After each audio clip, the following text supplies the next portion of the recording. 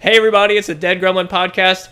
Here we are. I'm Dead Gremlin, or Jake Smith. That's my Christian name, but you can call me whatever you want. Dead, Mr. Gremlin. I'm not going to call you any name whatsoever. We are here with Cullen Bunn, Mr. Bunn, as I'm going to call you. Is that okay? I would prefer you don't. I don't like that. We'll just stick with Cullen and Jake. That's good. For this podcast. What is dope? What is dope? Yeah. You ever heard anybody say dope before? Can you help this?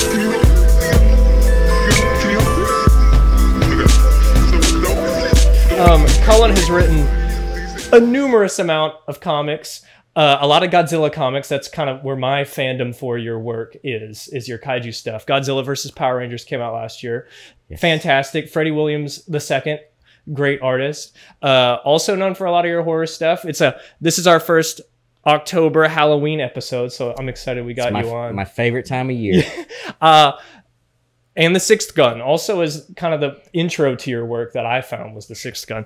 Of all of the many properties, this is a very vague, very typical art question to get going, but of the properties, which ones do you actually like working on and which ones are you like, whatever? You know, it's a funny question because first of all, there's an easy answer. Books like the creator owned stuff like The Sixth Gun or Harrow County, that stuff's always going to be my favorite. Yeah.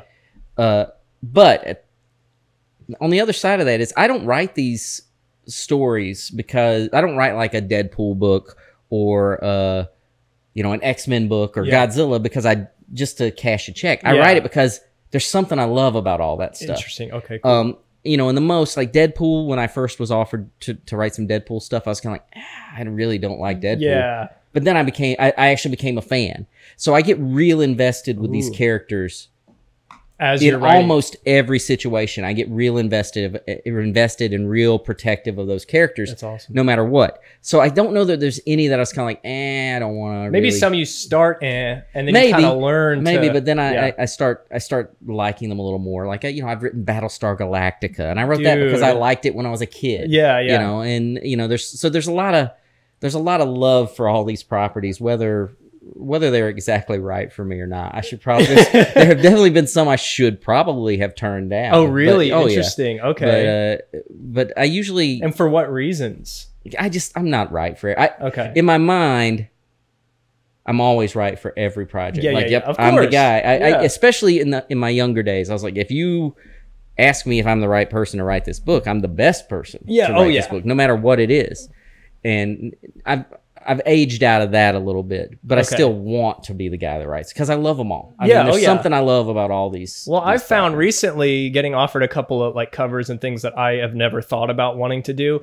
If I can somehow find the thing in the property that gets me excited, like I'm doing my creator-owned book, Blood Force, and I write it with a friend, and he pitches me fighting characters all the time, and most of the time they're terrible, but he knows a way to pitch them to me that I'll like it. Like, he's like, a guy who uses wind. And I was like, that sounds so lame. I don't want to draw that. And he's like, but he blows you so hard, your skin flies off. And I was like, okay, then I'll draw that. You know what I mean? So basically, he's learned how to play you. How to pitch to me. Yeah, exactly. Well, I should learn. I mean, that's really we should have your collaborator on and let him teach us how to do that. No, he's because good. That's a skill that I would love to have, that I could just pitch. Because I kind of feel like every comic I pitch is the stupidest idea ever. Oh, interesting. It's just a terrible idea. And, you know, my wife will say, what are you working on? Well, I'm working on a story about a little girl that has a skinless boy lives under the porch. Oh, that's great. And she's you got me, skinless things. Yeah. But, I would have drawn that for you. But, you know, I feel like everything sounds just terribly stupid when I pitch it. When you first started, and I don't like pitching live. Oh, I don't like with your own body talking. Like you've got it written down in a document. Like years ago when I was trying to break in, I was at the World Horror Convention in New York City, and Marvel Comics was set up to do pitch sessions. And I was like, well, I at least have to sign up for these pitch sessions.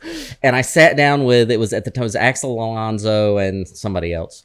And I sat down like, what have you got? Yeah. And I was like, what am I supposed to do here? What have you got? Yeah, what the do you Vegas got? question. And I had 5 minutes to pitch. Oh my God. What whatever. did you have? I pitched something called the Macabre Moon Night after a little bit of hemming and hawing. And it was just like Moon Night, but it was all scary stories. Yeah. They were like, we're doing a Moon Night book. What else have you got? I was like, oh. Shit. No. So yeah, I'm not, and I just hate live pitching. So like when someone will say, what do you want to pitch us? I was like, tell you what, let me send you an email. Yeah. If I can write it in an email, I can do it. But, but pitching it, like saying this person's wind powers will blow the skin off of you can't just off the cuff. I can't off the cuff. Oh yeah, my buddy, he's pretty good at that. I was gonna say, I have been writing a lot of scripts recently, at the end of the year, I like to pitch a bunch of things. I've got like a kind of a thing with Dark Horse right now, so I send them some stuff. But I don't know if I'm young, so I'm in that beginning phase of learning what I like in my process. I have found that pitching a half idea, even if it's great, even if it's got enough, I pitch too early because I'm excited, and then no matter what, they're never as excited as I am, so the wind gets taken out from under me. So I've learned recently, wait until it's completely, everything is done. Don't pitch a half-baked idea. Have you had a lot of like, I mean, not just pitching, but like scripts, how you like, before you show them off to people? Do you show people things for critique, or are you very like confident in your work? Well, first of all, I don't want to be critiqued by anybody. Okay, cool. I don't get and critiqued. Why is that? Did you used to like critique and now you're over it? Or I'm pretty sure I never liked being critiqued. And yeah, I'm not going to stand for that. No one will. We will not think Cullen likes being critiqued. Don't even start critiquing. When I was in college, I liked having my stories read. Yeah. And the only way to get them read is if I put them in the critique circle. Oh, so I liked that, and I knew that they were going to read them. So I accepted the critique. It had to happen for that to. Yeah. But I don't. I'm self-aware enough to know that I do not like being critiqued. Oh, okay. It is not it's not something I'm comfortable with. Is it because it's never the right helpful type of critique? Like what Sometimes, is it? You know, if it's really great, I like sort of the yes and philosophy. Yeah. Don't tell me no, or don't do this. Yeah. It's like, yes, do this, but let's add this to it. I exactly. like that. Yeah. I remember years ago, I was talking to some people that worked for White Wolf magazine, which was a gaming magazine. Okay. And Harlan Ellison wrote one of the greatest American science fiction writers of all time. Famous curmudgeon, super curmudgeon. Yeah.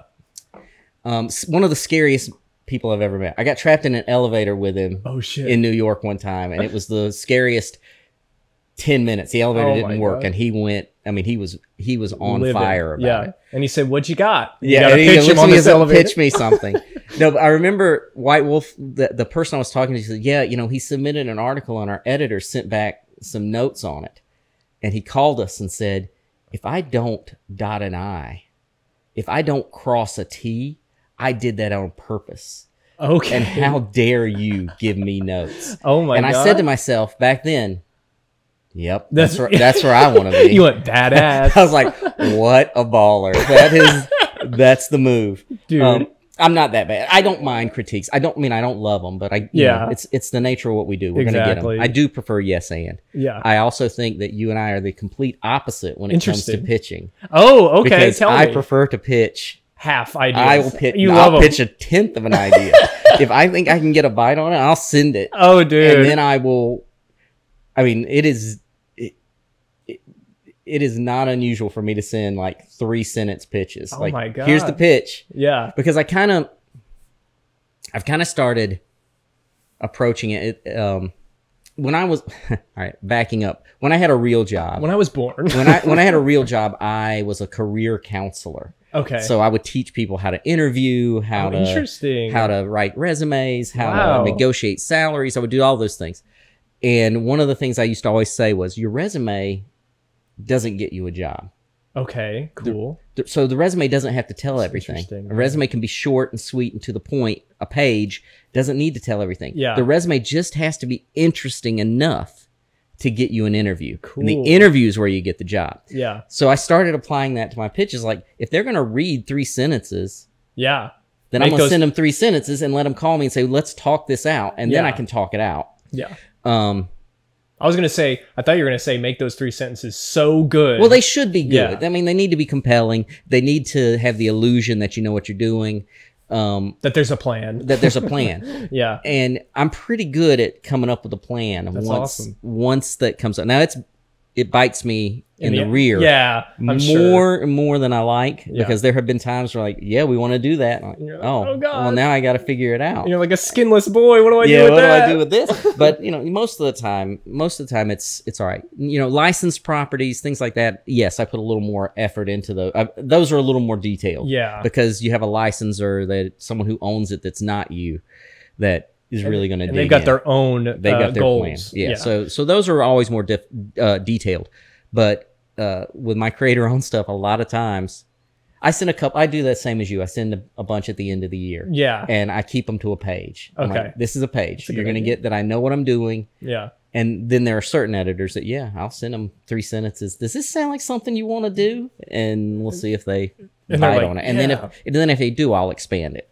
Well, it's interesting because I pitched my last thing that got picked up with Dark Horse, and I'll be working on that later. But I pitched it to them, and I used to be of the mind of a lot of young artists where I was like, I'm bothering them with these, like whatever. And I sent it to him, and he goes, I'm about to go to a pitch meeting right now. Thank you for sending this. Now I have something to send. And then they picked it up, and I was like, the editors want me to pitch them things because then they'll make money.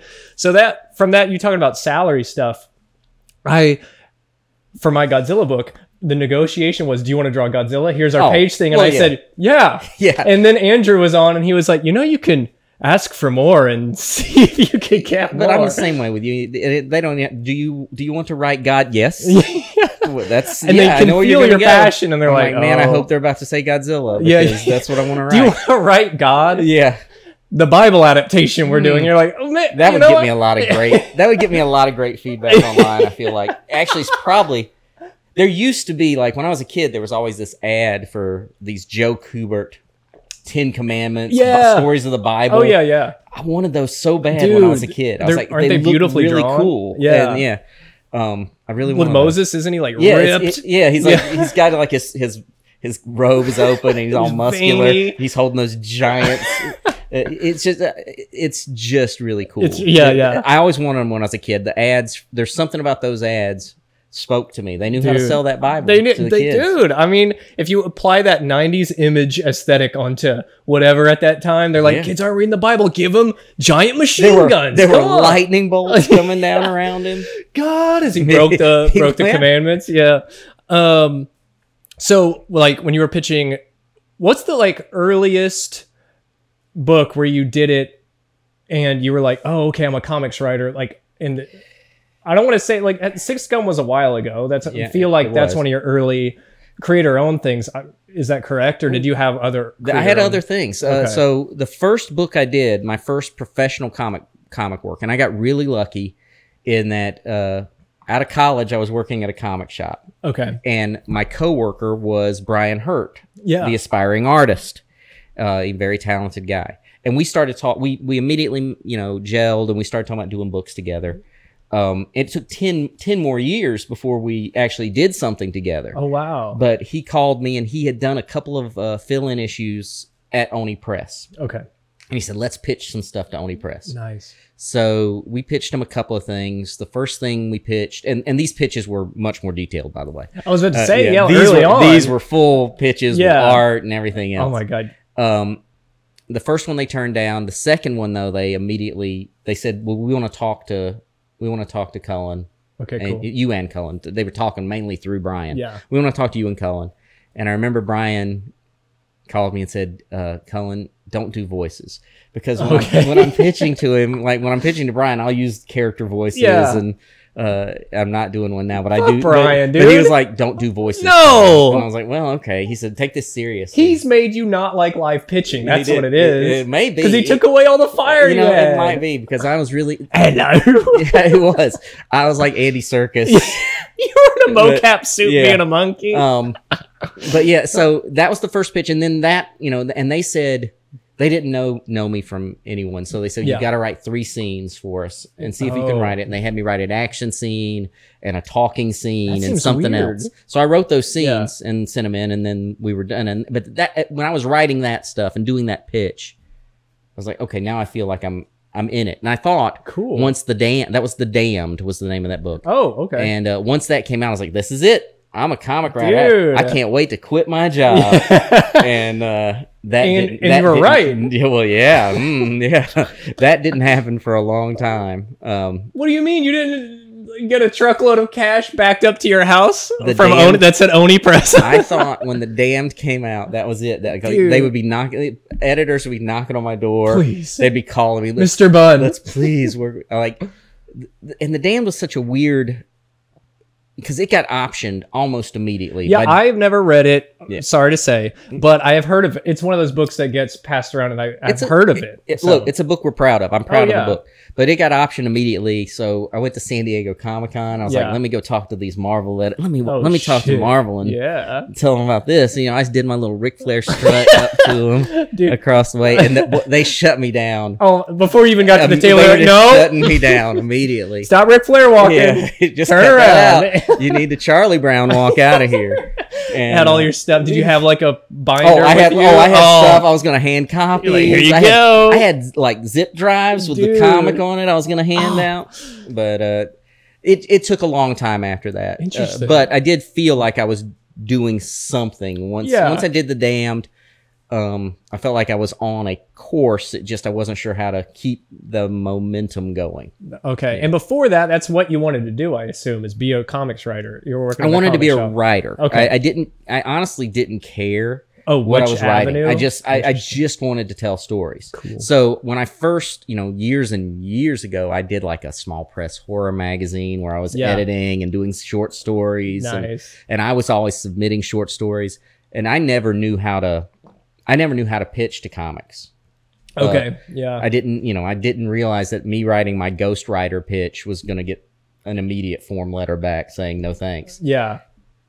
So I just didn't know how to do it. And that's why I say I was really lucky that I met Brian and he got in with Oni, and I was able to pitch. I was at least having, it was a stepping stone into Oni that I wouldn't have had otherwise. Well, that's what's super important. We've said this many times on this podcast, and meeting Kyle was my way in. Like if Kyle hadn't vouched for me, I wouldn't have gotten a Dark Horse book. And then from there on, so it's like, I think a lot of people have that thing of, I've got to do it on my own. Like a lot of art students I went to were like, no, I gotta, and I'm like, it's okay. Like conventions is important. Go meet people. If they like your personality and you're easy to work with. Yeah. Generally, even if you're not that good, honestly, I think people being easier to work with trumps talent, in my opinion. Like I'd rather be like, okay, I can send you a thing and you'll do it. And we'll just chill and hang out and you don't have any back and forth. That's great. Yeah, no. And I think a lot of aspiring creators think I can only editors can help me.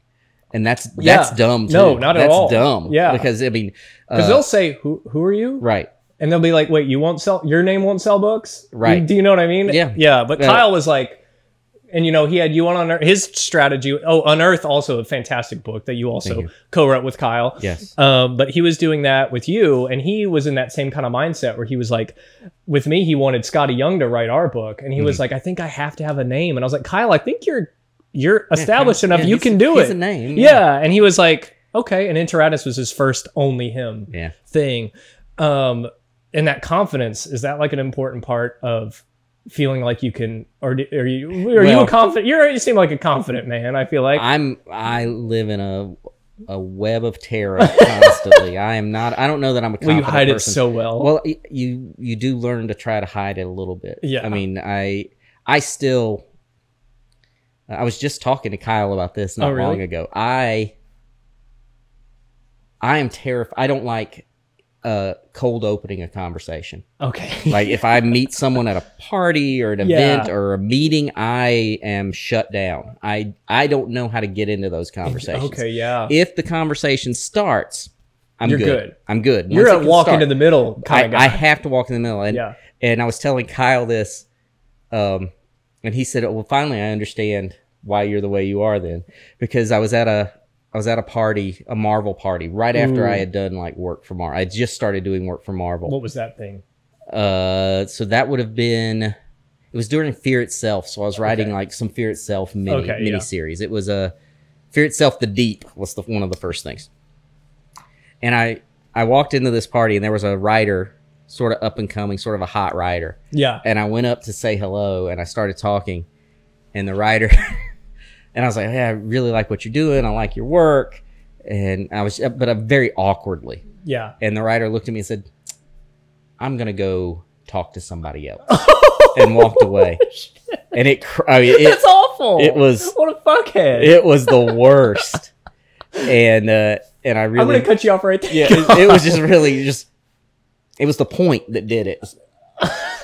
I'm gonna go talk to someone over else. there. Yeah. Oh, and I was like, did he cut you off mid sentence? Oh yeah, I mean, it cut me right off. I think my bowels would release, and I would just piss my pants. I would just be like, I'm done. I sat there blinking for a good 30 seconds, just and hoping no one in the room watched that massacre occur. Dude. And then what you saw was he immediately left your conversation, walked to no one, and just and stood there. They stood waiting for someone else. That's probably what happened. But it's awful.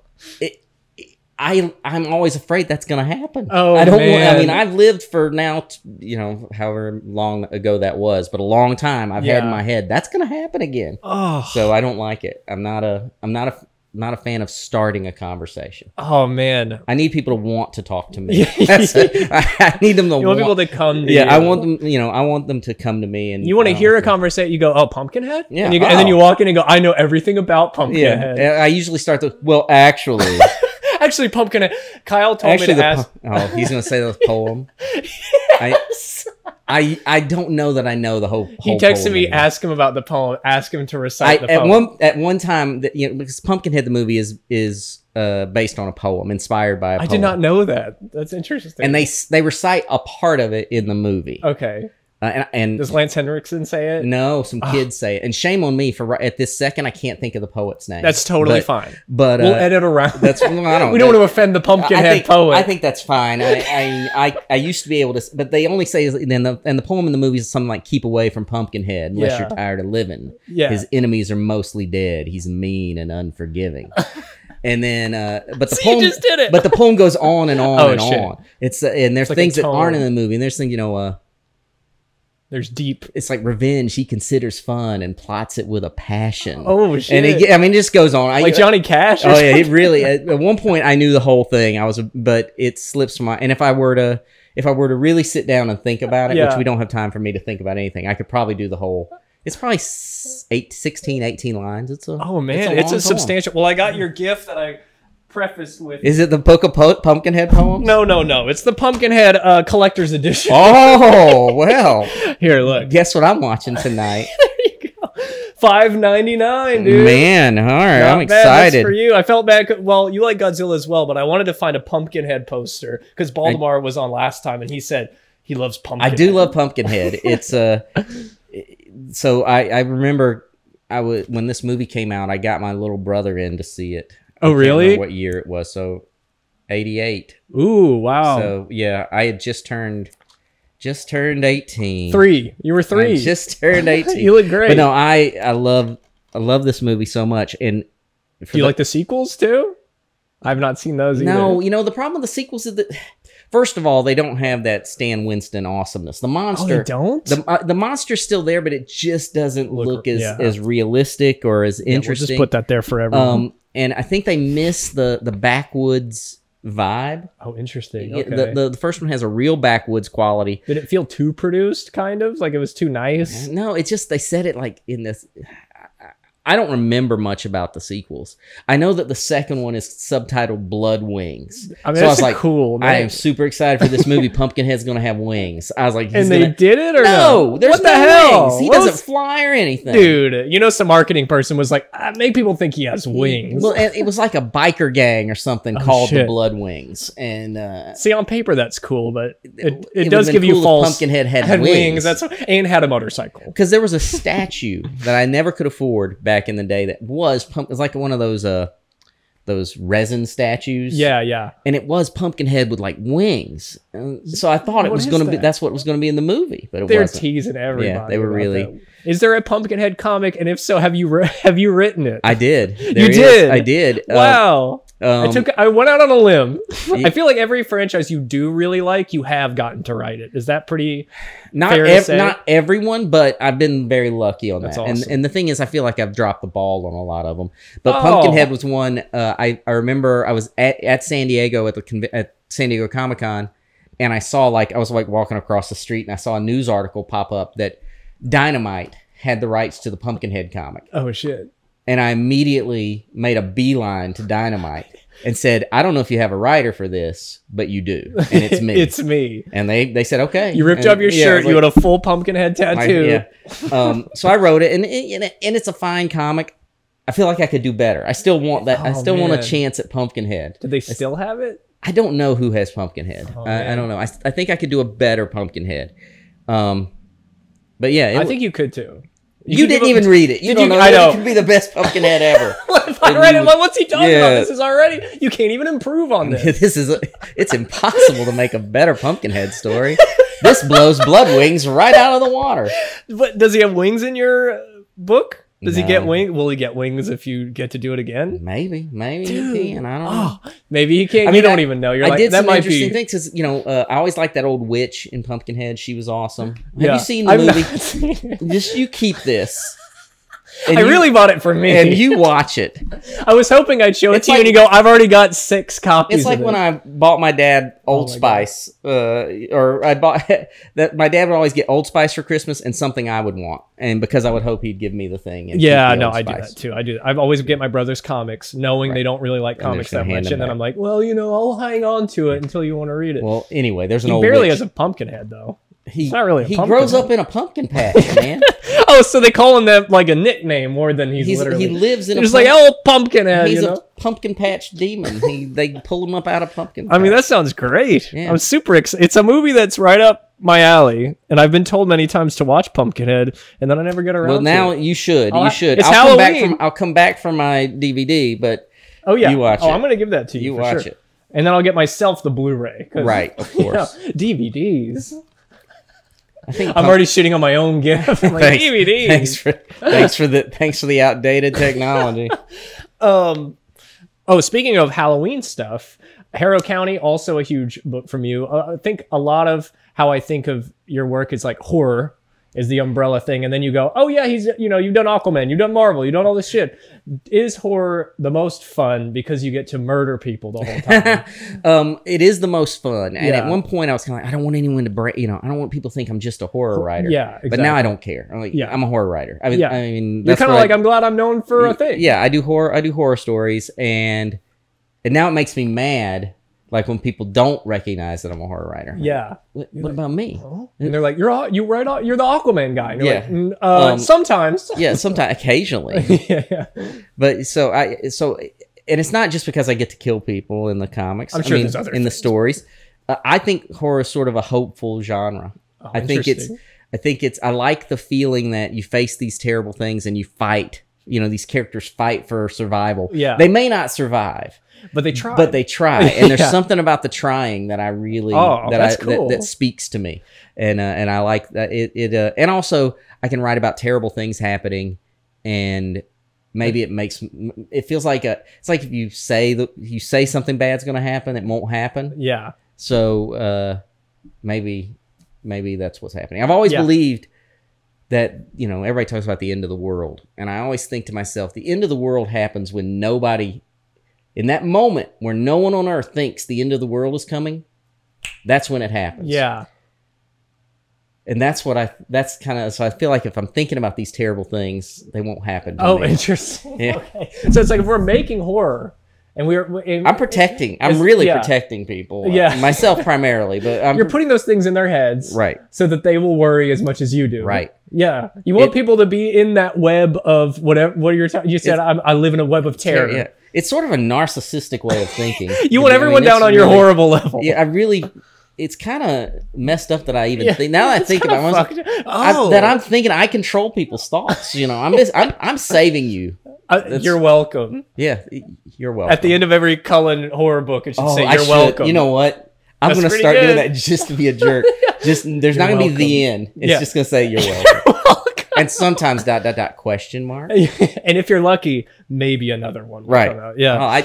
I'm not joking. I do love the idea of ending every comic I write with "You're welcome." That's badass. And a black and white photo of you. Yeah, just looking real charming. Oh, I do like that. What are projects that you can talk about that you have coming up now? I know we mentioned briefly you have a thing that by the time this airs, it won't be tomorrow, but it's tomorrow in the real world. Yeah, so I have a few projects that I can talk about. There's a few I can't talk about. I'm sure that's cool.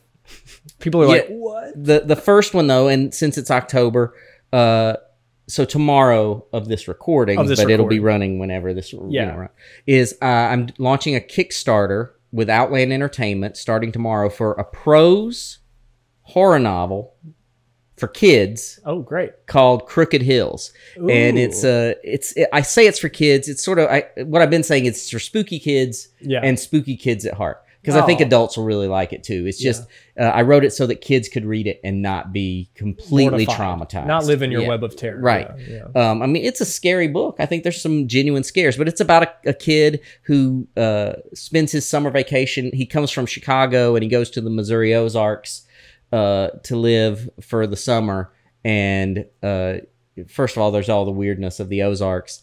And then there's also ghosts and witches, and he has to rescue his brother from an undead witch that's out in the woods. That and sounds there's awesome. Hellhounds roaming the woods. And I think it's a lot of fun. It's a book I actually wrote years ago. Oh, okay, cool. And it was published by a small press publisher, and then kind of it went out of print, and it's been gone. So I started doing this this imprint with Outland Entertainment. Which is all horror that I'm either curating or writing. Nice. And I thought, well, this is a cool book that we could update a little bit. Maybe do some needed editing to it, and then release it again. Yeah. So we're releasing it on. So all through the month of October, the Kickstarter will be running. Nice. I think it's a cool book. I think if you have kids that 8 to 12 range, they're gonna love it. But I really do think adults will like it as well. That's awesome. Well, yeah, we were actually just watching Goosebumps yesterday. Oh, yeah. And there's something I was telling her about how for some reason the 4 kids ones feel more specifically Halloween than adult horror. Like I can watch horror any time of the year, but there's something about watching like Hocus Pocus or Goosebumps or like things from when I was growing or Disney Halloween movies that feel very specific to October. Well, there's a sense of fun. Yeah, exactly. It's not just, Hereditary is not for kids. Yeah, exactly. But it's Are also you sure? It's not a fun movie. Yeah, I love the movie, it, but it's not a fun movie. Yeah, it's not a movie that I'm like, let's take our kids to go. But yeah, I think there's a sense of fun. Yeah, in stuff that, and that's what I was trying to do with Crooked Hills. I wanted it to be scary, but also it's fun. Like you almost would go and then laugh about it. Right? Like, that was fun. Yeah, and honestly, that's what like throughout Halloween, I watch a lot of movies. Throughout spooky season, I watch a lot of movies, but I usually go for the ones that are a little more fun than the ones that are just dark. Just like people getting they're just again something about Halloween. I just want that. I want something that's fun to it as spooky. Well. I don't mind if it's a dark movie, but I also need some fun to it. Yeah, exactly. What are some of those that you've watched so far? So I started with Return of the Living Dead. Okay, cool. Is that your favorite zombie? No, it's not my favorite zombie movie. What's your favorite Romero zombie movie? So this is going to be, I think this is going to be blasphemous to say. Should I say mine before so I don't look like I'm aping your... Yeah, say yours before. Day of the Dead. Yeah, that's my favorite. Okay, that's my favorite one. I just watched that all time. I just watched that again a couple of nights ago. I love that I think it has one of the best openings. Yes. That guy calling out into the city, it's haunting. It's so good. It's so good. And I just like that movie. I like the setting of it. I like the underground bunker. I like all that. The effects of the people getting torn apart, I think, are the best. I agree. I love Dawn of the Dead, and I know that's the one everybody's supposed to say is your favorite because it probably is the ultimate zombie movie. Yeah. But Day of the Dead is the one I'd probably watch more often than Dawn. For sure. Day of the Dead and the arms going through the wall. Yeah. Iconic. Dawn of the Dead, the thing of it's just going down. I think because I also didn't grow up when that movie was released. I've seen that a million times. Day of the Dead, it's been 20 years. This is how we're living with it. I love that. So I still like in apocalyptic stories in general, I do like the shit going down the thing. shit going down Yeah. stuff. You know, every movie that has that, where in the Dawn of the Dead remake, where which is the also woman, great. which is great, where the woman comes out of her house and So everything's good. happening Yeah, all around. yeah. Cars are wrecking, you know, planes. Yeah, Yeah. I love that. Yeah. I love it in any kind of apocalyptic movie. But yeah, I just like that Day of the Dead had That's so good. that desolated city was terrifying. And the idea of all these people who, like the military guys and the scientists who hate each other, but there's no one else and they have to get along. And then it's going to go bad. And the zombies barely really did anything to make them fight each other. They did it. That infighting thing is when they do it right, like the first season of The Walking Dead and The Mist. Yeah. When you can write really good people bickering and ruining it for, like, they could have survived and they ruined it for each other. I love that. It's almost as if when so something terrible happens in the world, we can't just put our personal bullshit behind to fix it. Yeah, we can't for one. And thank God that only happens in the movies. Yeah, we never really do that. Yeah. Look at us getting along right now. Oh, we can survive. We don't even pitch comics the same way. Because The Mist has the best, where if they had just waited 2 seconds before killing themselves. That movie's ending is...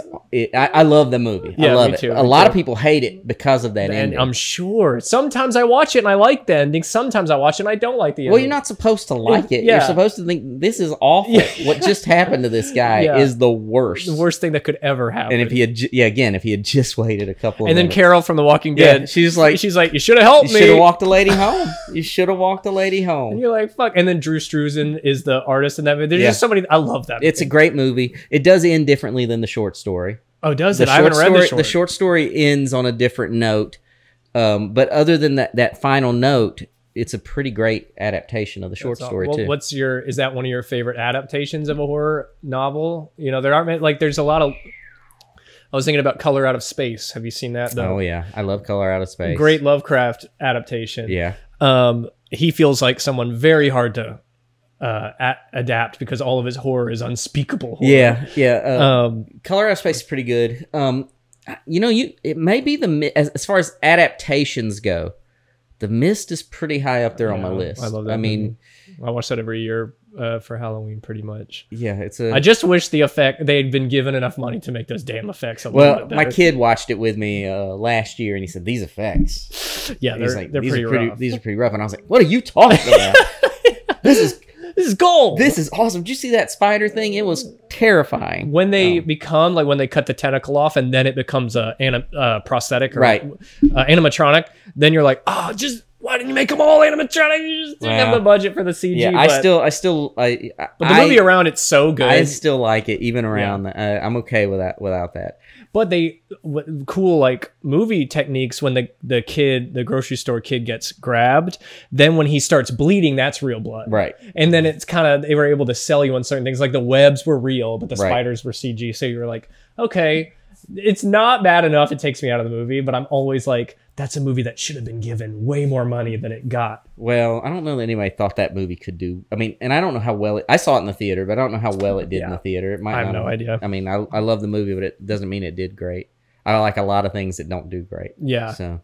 Well, it's weird, like Blade Runner didn't do well, but then over time they're like, oh, people love it. Like there is a Mist show, which I haven't seen. I've heard it's probably terrible. But it's really, to me, it might be great, but watching it, I watched the first episode. I was like, this isn't the movie. Yeah, and I was like, I couldn't get. The problem for me is it had such a level to live up to for me. The movie's great and the story's great, so it didn't do well. I just watched a documentary on the Monster Squad. Okay, cool. I'm not sure if you're familiar with the Monster Squad. I'm probably not as well as you are. Oh, no. So the Monster Squad is awesome. Yeah. And it's a good segue into my next thing I want to tell you about. I love The Monster Squad is a great movie where basically it's a group of kids versus the Universal monsters. Yeah. And when it came out almost 30 years ago, I guess, maybe over 30 years ago at this point, I don't remember. It didn't do well. It tanked. Damn. But then years later, it got sort of a resurgence. Like they did like a reunion, like the Alamo wanted to do a reunion tour with the actors. That's great. And they were all shocked at the response, how many people loved the Monster Squad. Yeah. And that's why they did this documentary called Wolfman's Got Nards, which is a line from the Monster Squad. And it was all about this weird resurgence in the movie and how they were all amazed that people loved this, even though back when they made it, they thought no one cared, and how important that movie is. And I had a real weird, like, emotional reaction to this documentary. I was like crying at one point, and I was like, "Oh, I'm so glad it worked out for them." You know, were the actors really like, "I can't believe"? Oh yeah, I mean, I don't know that any of them were still working. I don't think any of them are working actors. Maybe, but I don't want to kill your segue, but have you seen the Troll 2 documentary, the making of? There's a Troll 2 documentary. You gotta watch it.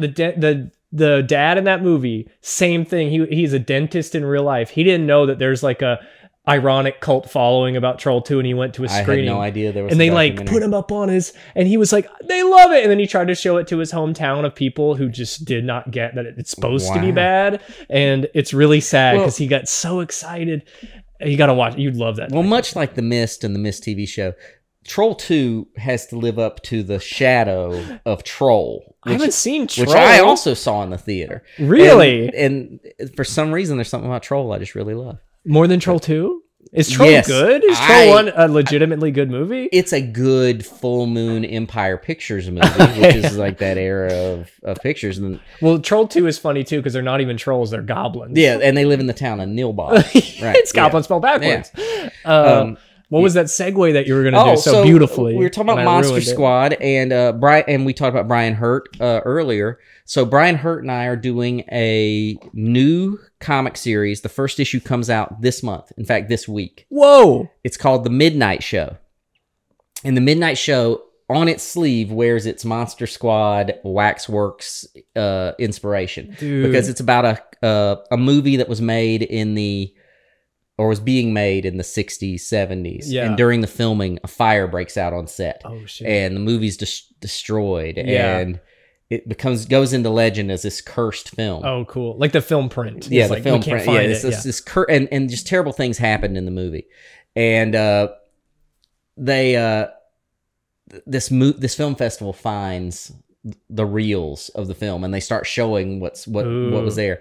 And as soon as they start playing these reels, the monsters from the Midnight Studios, and so it's Dracula, the werewolf, the mummy, the creature, or the dweller, and Frankenstein's monster. Or are they all going to have like knockoff names? Well, the only one, the dweller is the only one we don't call the creature. Yeah.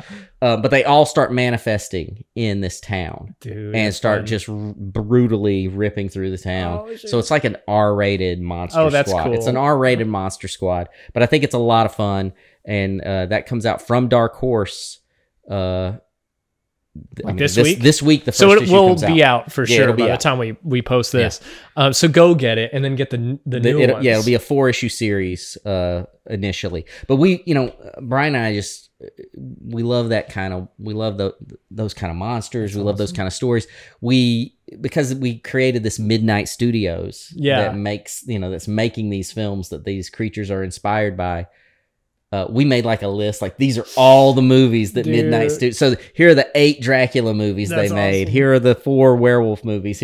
So we have like this big world. We have a universe that we really, this book does what we hope, what everyone hopes every book. Yeah. If it does well, we've got plenty of material to play with. So, but yeah, if you like monsters and you like fun, I call it a popcorn comic because it's just you're supposed to just read it and have a good time. Oh, that's awesome. Well, I mean, that's my favorite. Those are my favorite kinds of stuff.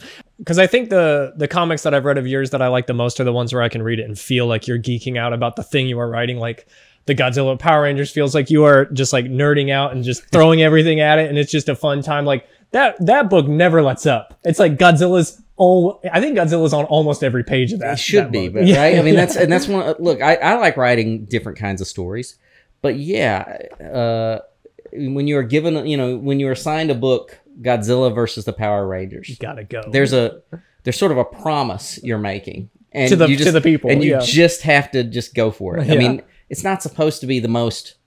The deepest Godzilla story. It's not a Shakespearean Godzilla story. This is, let's have fun reading this. Let's, again, a popcorn comic.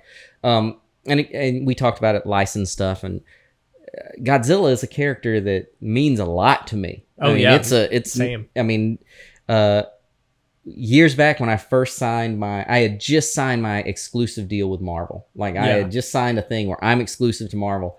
I got a call from IDW. Would you like to write a Godzilla comic? Oh man. And I almost started crying. No. And I was like, no. And I immediately called. I was still working my day job at that time. I picked up the phone in my office and I called Axel Alonso at Marvel. And I said, hey, I know I just signed this. Exclusive, like but this morning, man, I just got offered a Godzilla comic. And on there he goes, man, that's too bad for you. And I was like, gotcha, Axel. And I was like, look. And that's so you did not do it. Oh, I didn't. I had to wait until my exclusive expired. Oh my! And look, and don't anyone mistake that. Yeah. Axel may seem like a jerk in that moment. No. But here's the thing about you did sign. Here's the thing with that guy. I never doubted where I stood with him. I never, if he didn't want me to do something, if he thought what I was doing was bad, there was no hemming and hawing. He was like, no, that's not. And I like that. There's no subterfuge. It's all. Yeah, exactly. But in that instance, you did sign. And that thing. I was asking for a favor I wasn't going to get. Please. Please, sir, please let me have Godzilla. And but as soon as my exclusive expired, I was done with the exclusive. I did a book called Godzilla Cataclysm, which was a lot of fun. And then I did this. I'm hoping to do more Godzilla. And then you're a Godzilla fan. We both love it. I'm doing it right now. I got that dream come true moment, So speaking of Godzilla, have you set aside December 1st as like a day off? No, and I don't know why, because I must not be in the news. I'm hard at work on Godzilla. You are working too hard. I don't know what's going on. So this is big. This is big for me. It's a holiday for me. Yeah. And I think it's December 1st. I might have the date wrong, but I think it is. There is a new Toho Godzilla movie being released in the States on December 1st. See, now you say that, and I'm like, I knew there was a Toho universe coming out. I heard that news a couple of years ago. This sounds like it can't be true. This is called Godzilla -1. It's okay. a 2-hour movie. It's over 2 hours, I think. That's beefy. It's a big meaty boy, and I know nothing about it. All I know about it, there's a preview. You can watch a trailer online. And they show nothing. And they show Godzilla. Okay. And it does look like he might be CGI'd in this instead of a guy in a suit. Yeah. But it's a new guy. I don't know if he fights another monster. Does he look different? He's still Godzilla. Pretty classic. He's still pretty. Yeah. Okay. He's sort of a mix of. He's not like Shin, where he's his own brother. No. This looks more like this is another. We're starting a new era of Godzilla. I don't know watch that right after we get off. I don't know if he's just going to destroy cities. I really know nothing about it, but I'm excited for it. I'm already planning. I'm taking that day off, and I'm going to watch it at least once, maybe a couple of times. If it's good. It may not even need to be good. That's the thing. No, you're right. I was talking to Andrew about this. When you're a big enough fan of Godzilla specifically, there's so many of them that aren't good, but I've seen them all 38 times, and I don't know why Godzilla specifically, I can put any of them on, and I'm never upset with the movie. I can always enjoy them. Godzilla vs. Megalon is arguably a terrible movie. But it's fantastic. I love it. It's one of the best ones. Yeah. It's got the drop kick in it, correct? Yeah, that's who. Yeah, I love that one. Legit Jaguar. I just love all of those movies, and Godzilla may have been the first hero that I ever really connected with in a big way when I was little, and maybe one of the first franchises I ever wanted to follow. It's my first heel turn where I got to see turn bad. He was bad in the first movie, but and actually for a few of the movies he was bad, and then suddenly he's a good guy. He's a good guy because he learned the error of his ways, and that teaches you that you can be forgiven for the things you do wrong. There's a lot of cool. The best Godzilla stories too I found are the ones where there is a subtle Godzilla arc happening, but he doesn't have to say anything about it. You just can feel that that's his arc happening. I do wish there'd be one where Godzilla just turns to the camera and just says, "Listen, everyone." Well, there's the one I was talking to Andrew too. There's the one where him and Anguirus have speech bubbles. It's Godzilla on Monster Island, or Godzilla versus Gigan, I think, with the monster. I thought I had two titles, but maybe I'm wrong. I saw that in the theater. Oh, did you? When my dad took me to see a Godzilla double feature. And so it is always going to be one of my favorites because my dad took me to see it in the theater. Well, the main guy, the manga artist character, and then the Monster Land with the giant Godzilla thing. Yeah, it's got some of the best. They give Godzilla a dumb voice, though. There's big trouble ahead. And Come on, big buddy. yeah, come on. And then Gears also says, he's like, okay. Okay, Godzilla. I'm like, come on. Godzilla could be a little smarter than that. Oh my god. No, yeah. He really sounds sort of ogreish and dumb. Alligator Garrus being is like Brooklyn side. But as a kid, I loved it.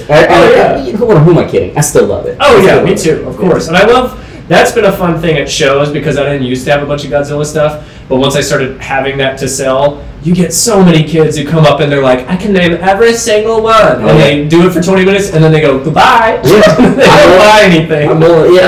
The kids still love Godzilla. Love it. And I remember us walking around at a little convention somewhere, and this kid had like a Lego Ghidorah. And I just said, hey man, I really love that Ghidorah. And he was like protecting it, keeping it away. And I said, hold on. I went and I got him a copy of Godzilla, Godzilla Cataclysm. I'm like, this is for you. He said, can I have that Lego Ghidorah? Then I tricked him. I took the Ghidorah and I said, nope, comic too. And I ran as fast as I could. And then you said, you're welcome. And I looked back and I said, you're welcome. In my Godzilla voice. That's awesome. No, did you see the little, for Godzilla Fest or Godzilla Day or something, they dug up all the suits and they made that Godzilla versus Ghidorah short. Have you seen it? I haven't seen. I heard something about it. I haven't seen it. See, I got something you don't know. And I'm very excited about the Matt Fraction Monarch show. Dude, would you ever work on a show like that? If they were like, come be the showrunner on a Godzilla show, would you go? You ever see the cartoons where the person runs through the wall and their shape is just like the wall? That would be me. Just a driver cap shape. Yeah, I would just be right through the wall. Yeah, of course. I worked on some TV shows. Last year I went and stayed in Hollywood for a month or so, a little over a month, and worked on a small show. A secret show, you can't say. Well, it didn't get picked up, so I guess it's secret. Yeah, it's secret. It's secret in that it never went past the writer's room stage. It was your choice not to do it. It was great because when they called me, they were like, come, we want you on this TV show, and I really was excited about it. But I was like, well, let's just do this over Zoom and everything. And no, you've got to be here. You have to be here for this. Okay. So I was like, all right. And they put me up in like a extended stay suite, and I was there. They got me a rental car. So basically, end of the first week, I got a call. They said the showrunner says I have COVID. Oh shit. And someone else in the room has COVID. So because we have COVID, we are not allowed to come back to the studio for 10 days. Okay. I was like, so what do you want me to do? Well, you're just going to stay at your suite, and we're going to Zoom you in. Oh my God. So they spent so much money. So for 10 days, I zoomed in, and I had we have a couple hours in the morning, and they say, all right, go off and write your scenes. And I was like, I put my iPad in my arm, and I will hop down the street to whatever bar or restaurant I could find. It was a great trip, but I didn't need to be there. That's awesome. That's like I ended up zooming in anyway. So you were like, let me help you save some bucks here. Yeah. Maybe just zoom in. They're like, no, that's great. So, So I would love to work on a show like that. Did you see that trailer? For the Monarch? Yeah. I have not seen the Monarch trailer. I saw Kelly Sue talking about it in her newsletter this past week, but I haven't. Yeah. I didn't realize there was a trailer. Dude. Kurt Russell's the main guy. I knew that. Yeah. And his son, that my dad's in because he loves Kurt Russell, so I could be like, please enjoy Godzilla with me. That's my biggest man crush is Kurt Russell. I love that guy. He's great. He's fantastic. The Thing also. I tried to find a Thing poster for you. Well, the Thing is that's my favorite. Is it your favorite all time? The Thing or Alien, those two. Oh wow! I think if I was going to pick one of those two, they're both great. Obviously, but I think for me, I like the Thing. The Thing's great. I just over the summer. Yeah. I decided to go to I haven't been to a convention for fun. In 25 that's years. Interesting. Yeah. So I went to a horror convention just for fun, just to do it. And it was great. And they had John Carpenter was there. Wow. And all the living members of the Thing cast except Kurt Russell were there. Yeah. And I bought like this crazy Mondo poster, and I stood in line for hours. That's so and good. I used to be the guy who was like, I don't get why people would do this. Why would people stand in line? Yeah. I had the best time just standing in line and waiting and talking to other people. I get it now. That's awesome. I understand conventions and fandom in a way I didn't really look at it. And I'm like, okay, I can see this. Yeah, I mean, I'm not gonna stand in line for just anybody. Yeah, it's got to be. So that makes you feel good when someone waits in line for you. You're like, oh wow. But when that happens, Yeah. when that day comes, that'll be fine. But no, I think I look at conventions differently, and I'm gonna do it. I've decided I'm doing it every year. I'm gonna go to that convention. To the fun thing. There's a Godzilla convention in Chicago. I might just do that. Just we should all just carpool. Just do a Godzilla show. I've been told every show they go, have you been to? I think it's G-Fest. Yeah. And I'm like, no, I want to. I would love to. Was Keith David there? Yeah. Wow, that's awesome. Yes, Keith David was there. He was singing to people, and he was like, and people in line. He was singing. Like operatically. Wow. He was having They Live fights with people and rolling around. They Live fights. That would have been awesome. He's a little older these days. I'm sure. He could probably beat the shit out of me though, even in his old age. Yeah, of course. Look at me. I mean, come on. But no, I think I'm going to do that now. I think I'm going to start doing conventions for fun. Just to, I really had such a great time doing that. Oh man, and that's awesome. In G-Fest, you're working on a. I know. I should go. Make some calls? Can we? And say, you know that's a good idea. I hadn't even thought about that. I also, we were talking about salary thing, negotiating, also starting to ask people about tabling and free, and I was like, because I still have that, I'm not worth it, and then people are like, sure, and I'm like, oh. Yeah, you should always ask. Yeah. At this point, I don't want to do a show. That they don't think I'm worth giving me a table and stuff, I won't do the show. No, that's a good way to think about it. Also, you have to limit yourself at some point. Yeah. I don't know how many shows you do in a year. Do you do a lot? Not many the past couple, but now I'm represented with Inky Knuckles, and I'm going Inky hard. Knuckles? Yeah, Inky Knuckles. Do you know him? No. Okay, he does like Alexis Zarit and Marco Ferrari and all these like. Do you know Tyler Benz? I know these names. Oh, okay. He's like Felix. You know Felix. So you're fancy now. I'm a fancy guy. I got an art rep now. An art rep. Yeah, I added up. And I don't do a lot of conventions, but I added up how much time I take to conventions. Yeah. Like, that's a month of my life that I could be working those days. Making money, yeah. And I could actually be, and even a convention where you make a lot of money, that's not, you don't go to a convention to make money. Because you're still losing money compared to what you could be making working. Yeah. You go to meet people, meet readers, to interact. Pumpkinhead Dynamite. Pumpkinhead Dynamite. But it's I have to find a way to limit myself. Otherwise, you get spread too thin. It's just too much. It's just too much.